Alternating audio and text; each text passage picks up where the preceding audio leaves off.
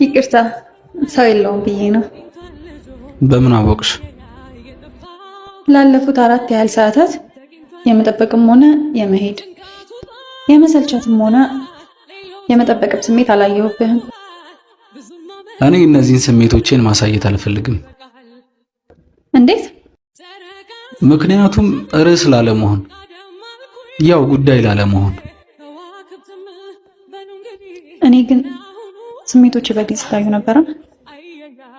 እኔ እንኳን አመጣጤ ስሜትሽን አይቼ ሳይሆን ላለፉት 4 ያህል ሰዓታት ብቻሽን ቁጭ ብለሽ ሳይሽ እቺ ልጅ ጠፍታ ይሆን እንዴ ምናምን ብዬ አስቤ ነው።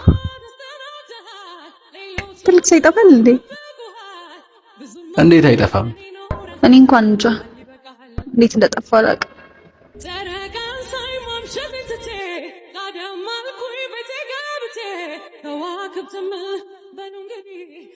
ሄኖክ የጠፉ ሰዎች አፋላጊ፣